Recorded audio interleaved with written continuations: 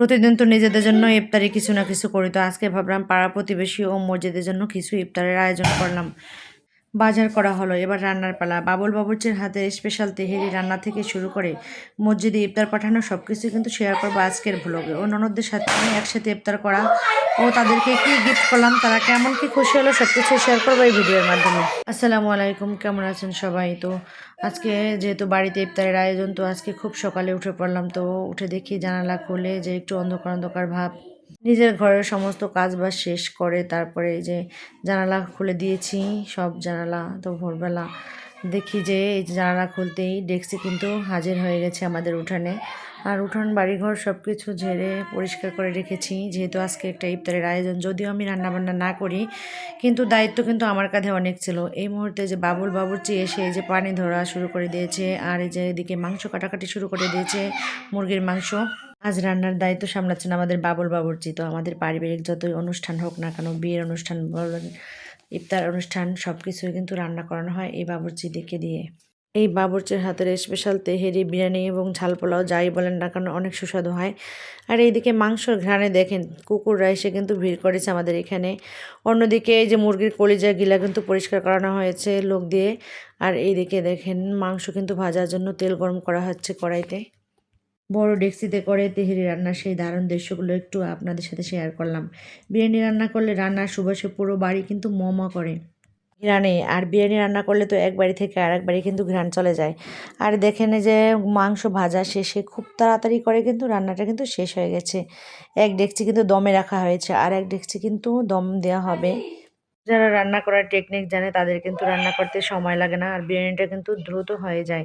এইদিকে আমার ভাই এসেছে আমাদের বাড়ি থেকে, আর এই যে আমার ননদের ছেলে এসেছে, এরা কিন্তু আজকে প্যাকেট করবে। সাথে আমার মেয়েও, ছেলে মেয়েও, সবাই কিন্তু একসাথে আমরা হাতে হাতে কাজ করব।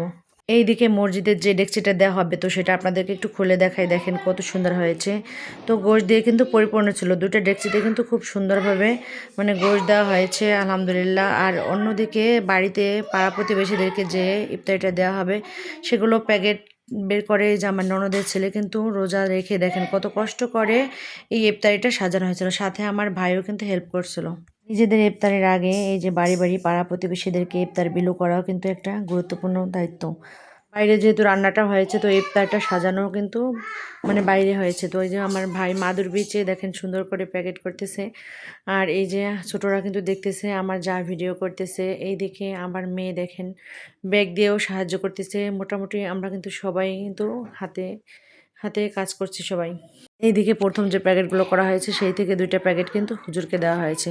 তো আমার বাচ্চাদেরকে যেহেতু পড়ায়, তো তাকে ইফতারিটা দিলাম। আর এই যে আমাদের বেআই সাহেব ভাঙা থেকে এসেছে অনেক দূর থেকে, তো তাকেও দিয়ে দিলাম। সে চলে গেল ইফতার নিয়ে। আর আমার ভাইকেও দেওয়া হবে, আমাদের বাড়িও অনেক দূরে, যেহেতু সন্ধ্যা হয়ে গেছে।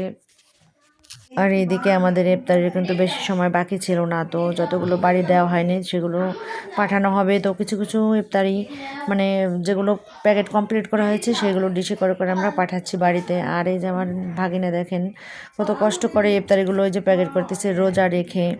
আর এইদিকে দেখেন ননদরা এসেছে পরে, কাজের ভয়ে ভাইয়ের বউকে দিয়ে সবসময় কিন্তু খাটাতে চায় না।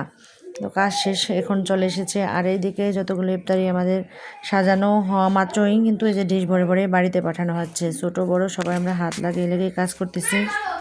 ইফতারি দেওয়ার দায়িত্ব যেহেতু আমি নিয়েছি, তো একটাও যাতে ভুল না পড়ে, কোথাও যেন বাদ না যায়, সেই দিকে কিন্তু খেয়াল রাখতেছি আমি। আর এইদিকে মসজিদে যে ডেক্সিটা পাঠানো হবে, তো সেই ডেক্সিটা কিন্তু এই যে ভ্যান গাড়ি এসেছে, এটাতে কিন্তু উঠিয়ে দেওয়া হবে। তো এই যে সাথে কিছু ছেলের দলগুলো এসেছে, এইগুলো নিয়ে যাওয়া হবে এখন। সাথে শসা খেজুর কিন্তু দিয়ে দেওয়া হয়েছে। আর এই যে এক এক করে সুন্দর সুন্দর ননদরা কিন্তু চলে এসেছে টেবিলে। পাড়া প্রতিবেশী এবং মসজিদে ইফতারিটা পাঠানোর পরে কেমন যেন একটা স্বস্তি ফিরে আসলো আমার।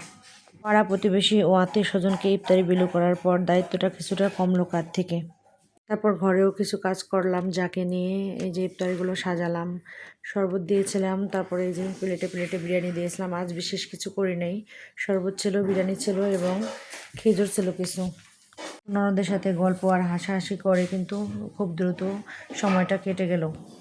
আর সবাই মিলে একসাথে যখন ইফতারিটা করতে বসি, তখন কোন দিক দিয়ে সময় চলে যায় তা কেমন যেন বোঝাই যায় না। আর একা যখন ইফতার করতে বসি তখন মনে করি কি যে কখন আজান দেবে, কখন আজান দেবে।